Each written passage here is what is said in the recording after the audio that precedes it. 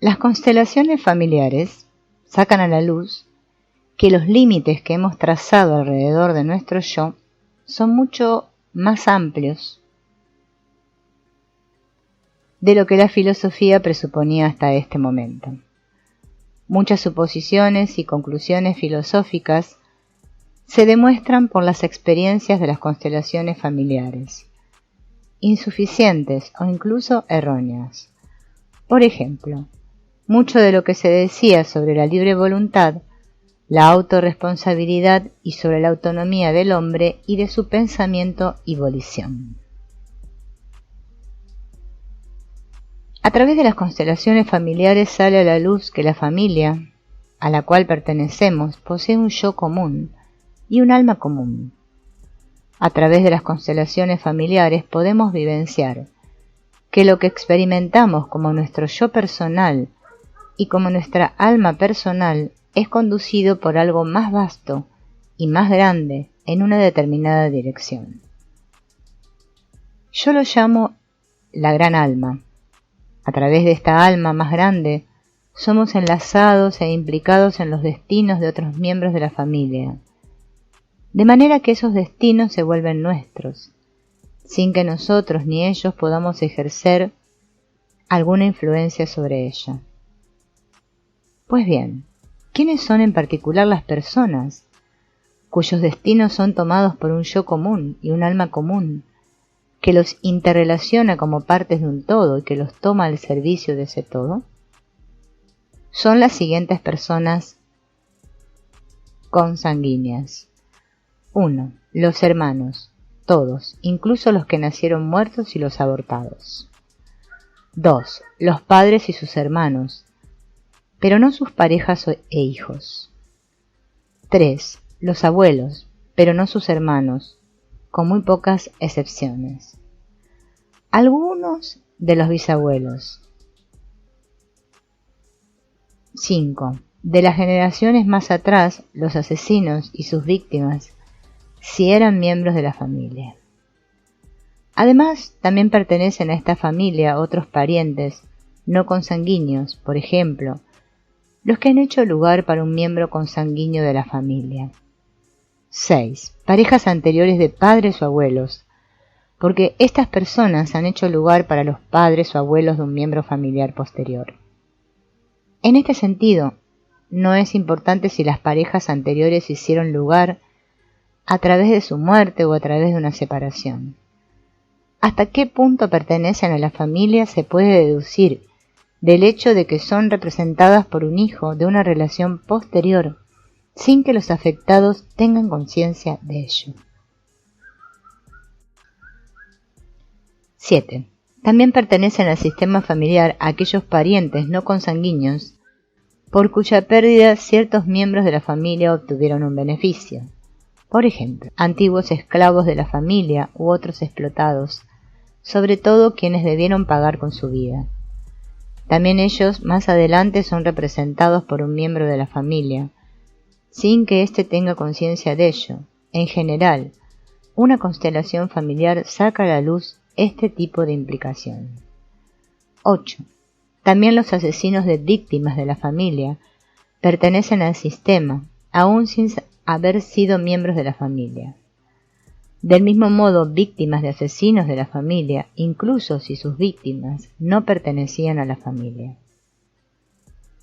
A través de las constelaciones familiares también sale a la luz que, más allá de los límites del sistema familiar, estamos enlazados en sistemas más grandes, en los cuales actúa un alma que abarca aún más, por ejemplo, el pueblo o la raza o la religión a la cual pertenecemos.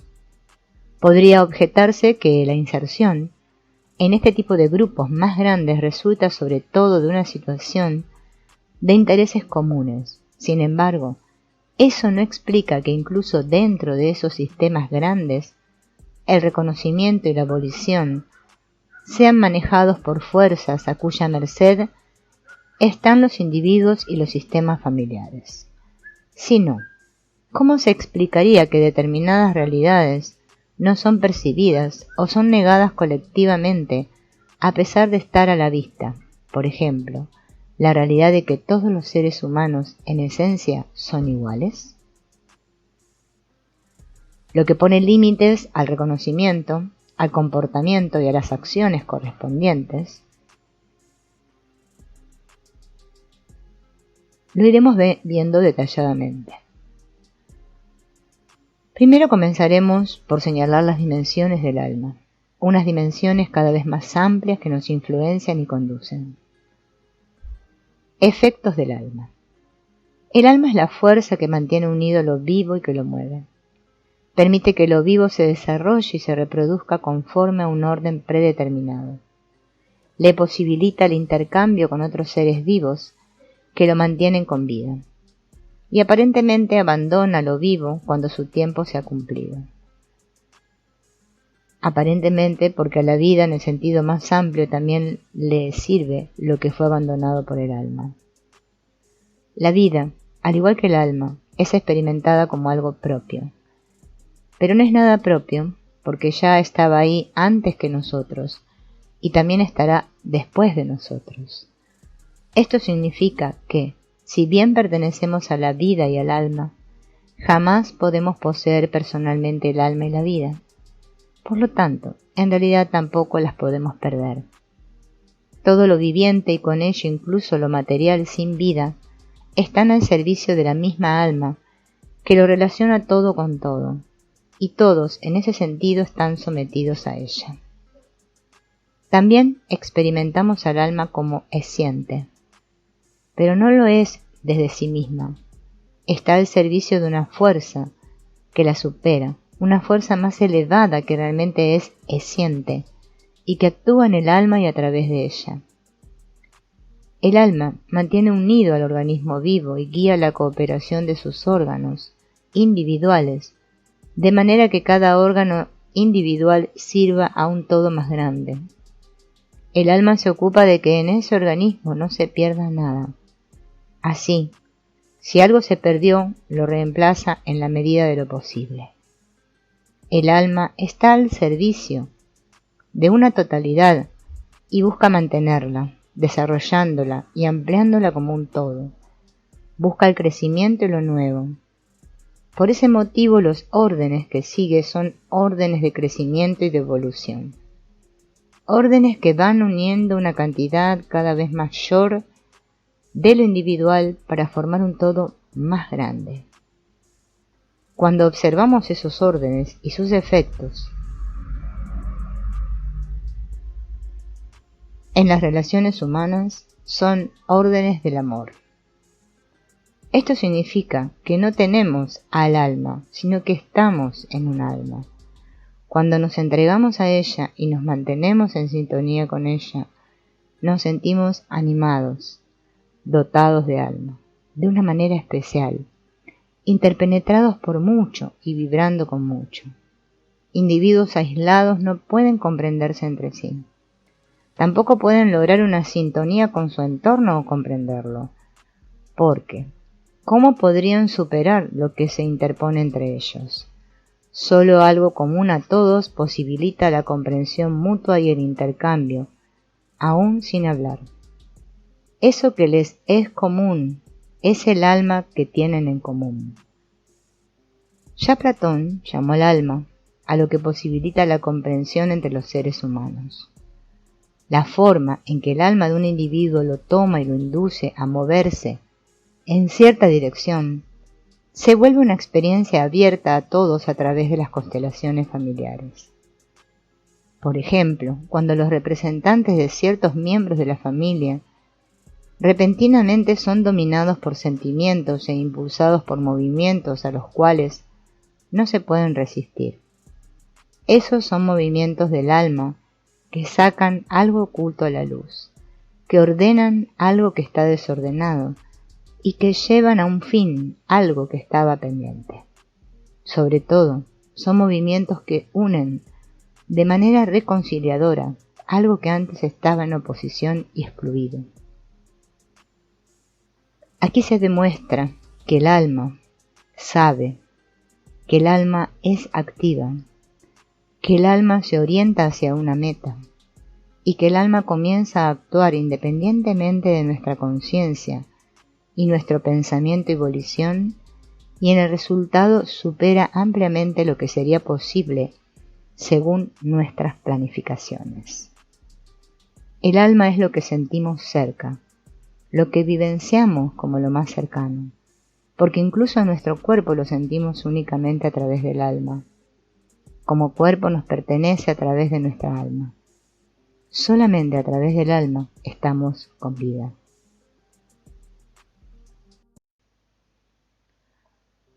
Si el alma maneja y determina todo, ¿hay algo en nosotros que se le pueda oponer? ¿Hay algo de nosotros que como parte pueda independizarse y sustraerse al todo y oponerse a él? Y entonces, ¿cómo es posible que se generen conflictos, tanto en nosotros mismos como entre los miembros de una familia y entre los grupos humanos?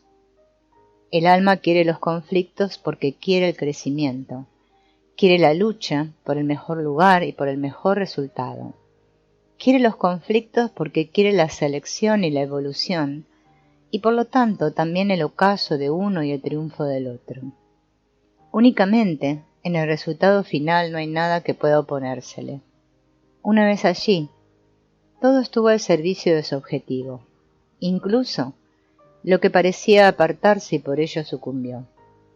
Por lo tanto, el alma no es un alma individual, abarca todas las almas que percibimos como almas individuales.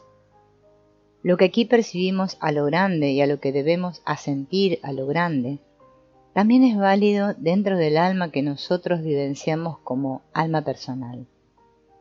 También ella tolera y fomenta el conflicto dentro de sus límites, con divergencia y acuerdo, con ocaso y triunfo. Es la totalidad de muchas individualidades que en parte incluso son opuestas entre sí y que luego buscan compensarse. Al mismo tiempo, como un todo, es una individualidad dentro de un todo aún más grande. ¿Qué es el alma verdaderamente? No lo sabemos. Sin embargo, podemos describir sus efectos en la medida en que podemos vivenciarlos y describir algunas de sus leyes o los órdenes que nos dictan. El vistazo a esos órdenes nos ofrece la posibilidad de seguir al alma, de mantenernos en sintonía con ella y, aunque suene extraño, en sintonía con sus dimensiones cada vez más abarcadoras, de encontrarnos plenamente con nosotros mismos. Al espíritu, primero lo vivenciamos como espíritu humano. Lo experimentamos de manera diferente que la materia, incluso que a la materia animada, la que tiene alma. Lo vivenciamos unido a la vez opuesto a la materia y a la materia animada y en muchos aspectos superior a ella. Con el espíritu relacionamos la conciencia, o sea, el pensar, la razón y el conocimiento, así como el intelecto, la comprensión, la reflexión acerca de nosotros mismos y la opción de decidirse por una u otra cosa. También pertenece a la conciencia el recuerdo a través del cual algo pasado puede hacerse presente en nosotros. Y pertenece a la conciencia la capacidad de salvar distancias instantáneamente y estar junto a una persona o junto a un objeto que se encuentra más allá del radio de percepción de nuestros sentidos. Así pues, el espíritu humano en ese sentido no es limitado ni puede ser detenido por barreras materiales, precisamente porque no es materia, sino espíritu. También el alma, por más amplia que la comprendamos, es limitada y se diferencia del espíritu.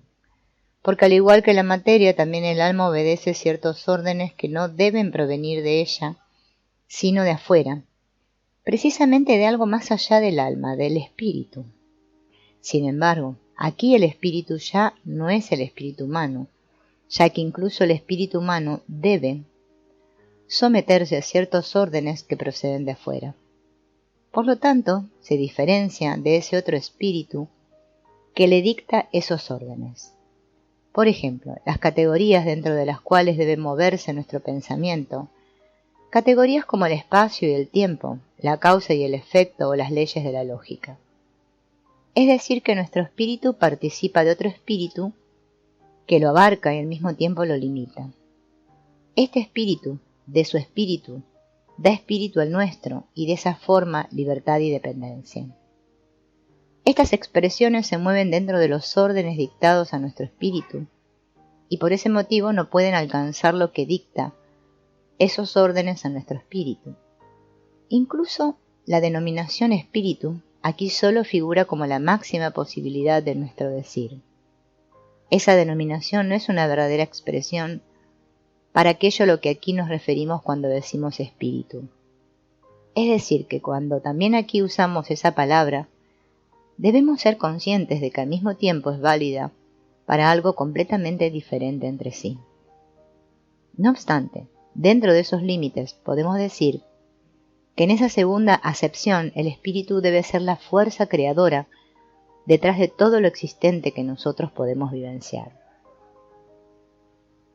Así como todo lo existente que conocemos jamás es percibido como algo permanente, sino como algo que siempre está en movimiento, también ese espíritu es vivenciado por nosotros como si siempre estuviera en un movimiento creativo y como algo inagotablemente creador, sabiamente creador.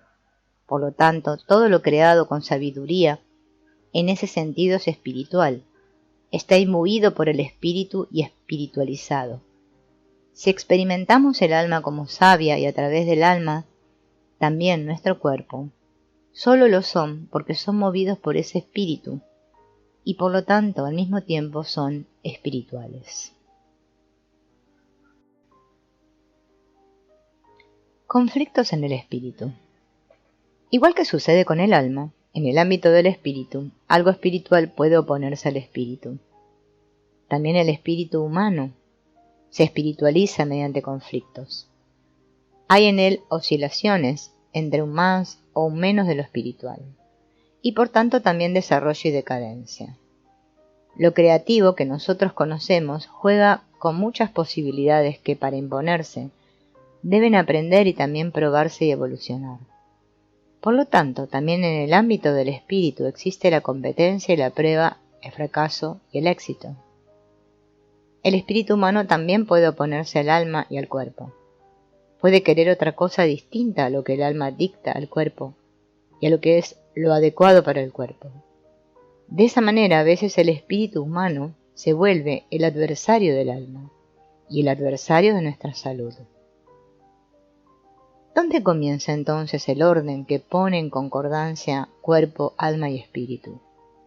En el fondo no es importante dónde comencemos con ese afán, siempre y cuando los demás ámbitos sean igualmente incluidos.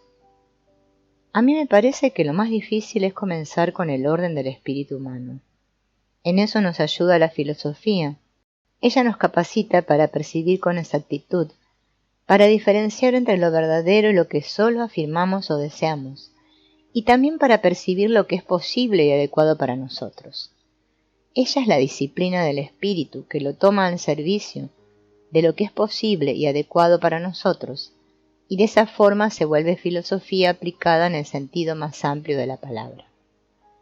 Solo a través de la percepción precisa podemos comprender también los órdenes y los desórdenes en el alma. Por ejemplo, los conflictos entre la conciencia consciente y la inconsciente.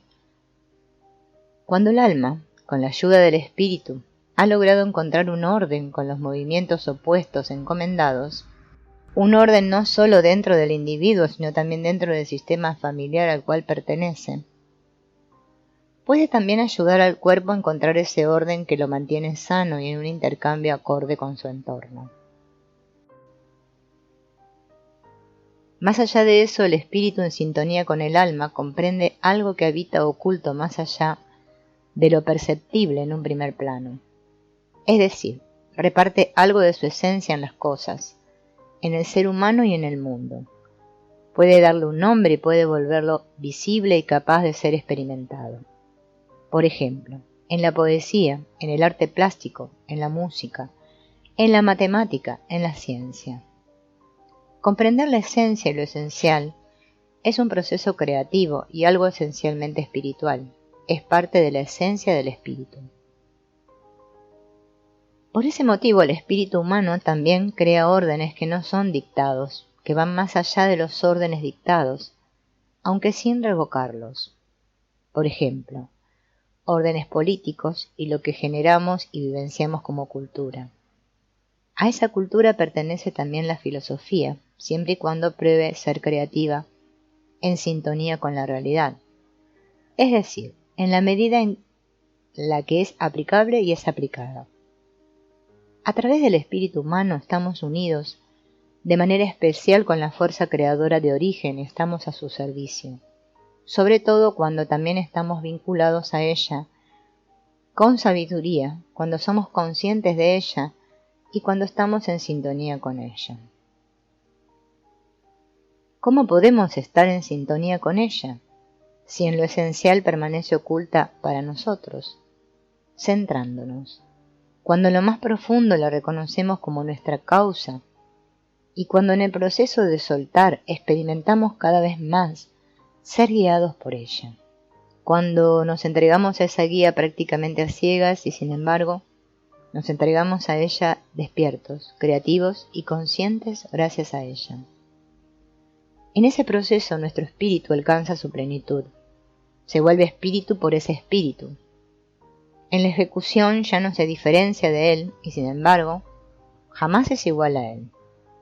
Este espíritu es el violinista que toca sus melodías en el violín de nuestro espíritu. El violín suena sin que él mismo toque. Sin embargo, sin él esta canción no existe. El espíritu guiado por ese espíritu pone en sintonía con él también al alma y al cuerpo. El espíritu guiado por ese espíritu también nos pone en sintonía con otros seres humanos y con la creación. Los reúne en sí y se vuelve mediador para ellos. Mediador sin querer, como el violín que otro toca. ¿Cómo logramos la sintonía con aquel espíritu que le permite al espíritu humano participar de su fuerza creadora y de su saber creador? A través del vacío. ¿Qué significa vacío? ¿Cuál es el proceso interno que lleva a ese vacío y cómo se siente? Muy al contrario de las imágenes que relacionamos con el vacío, logramos aquel vacío que lleva la sintonía con el espíritu creador, asintiendo totalmente a todo lo que es y a todo tal cual es. ¿Y por qué? Porque ese espíritu es la fuerza creadora original que todo lo impregna. A través de ese asentimiento, nos colmamos de todo lo que ese espíritu crea, ordena y anima. Y así, a través del asentimiento al todo tal como es, logramos tanto la plenitud como el vacío. Porque solo podemos asentir totalmente cuando soltamos lo propio en gran medida. Sin embargo, al soltarlo, no nos vaciamos. Al contrario, dado que a lo que es no le enfrentamos nada propio, nos vaciamos para la plenitud y nos volvemos uno con la fuerza que lo mueve. Solo logramos soltar cuando asentimos y solo logramos asentir cuando también soltamos. Solo nos vaciamos cuando nos abrimos a esa plenitud. El vacío y la plenitud se condicionan mutuamente. Ambas cosas las logramos en un mismo proceso. Ese proceso lo vivenciamos como recogimiento. Al centrarnos nos retiramos y al mismo tiempo nos abrimos a algo que está más allá de lo que se encuentra en un primer plano. Eso sí, sin actuar. Por un lado, la actitud centrada está desligada de todo lo que podría distraer. Por otro lado, está orientada pero sin pasar a la acción. Centrarse es detenerse después de la acción y al mismo tiempo antes de la acción. La persona centrada espera hasta que otra cosa actúe. Aquello hacia lo que está orientada es su actitud centrada. Espera hasta que actúe a través de ella y ella misma solo actúa porque eso actúa, y solamente mientras eso actúa. Al vacío y al recogimiento se oponen los deseos de que algo sea diferente de lo que es, y se oponen los esfuerzos de querer modificar la realidad dada de acuerdo a los propios conceptos y deseos. Hablando en claro, eso significaría que pretendemos actuar en lugar de la fuerza original creadora, que pretendemos competir con ella, que queremos hacerlo mejor que ella y que de esa manera nos colocamos por encima de ella. ¡Qué ridículo! De ese modo nos comportamos como si tuviéramos comprensión y sabiduría independientemente de esa fuerza, y como si tuviéramos fuerza creadora al margen de esa fuerza e incluso quizás en contra de ella. Ese tipo de esfuerzo se agota y fracasa. Aquí podría objetarse que el hombre realmente es creativo y que a la investigación del hombre, a la planificación del hombre y a las acciones arriesgadas del hombre les debemos grandes cosas. Sin embargo, la pregunta es, ¿las comprensiones esenciales y los logros esenciales provienen del alma propia y del espíritu propio? ¿O al obtener esos logros se viven como un regalo que surge de la sintonía con algo que a nosotros como hombres nos supera? ¿Reconocemos si algo se debe a la propia planificación y a la propia acción o la sintonía con el alma más grande y con el otro espíritu más grande por el tiempo que se mantiene y perdura? Sin embargo, también la propia planificación y la acción vanidosa pueden tener éxito fuera de la acción de la fuerza creadora original, aunque quizás solo sea por un tiempo limitado. Aprendemos también a través de lo que fracasa. También asentimos a eso tal cual es, y mediante ese asentimiento logramos la plenitud y el vacío. Logramos la máxima capacidad creativa desde el vacío que resulta de asentir a todo, aun viendo que debe fracasar, porque lo creativo nunca es completo en el sentido de haber llegado a un final.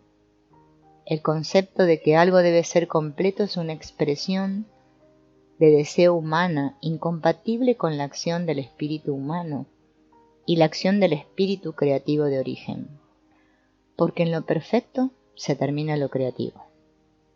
Es decir, que en el vacío no estamos completos, por más profundo que calen la limpieza y purificación relacionadas y exigidas por ese vacío.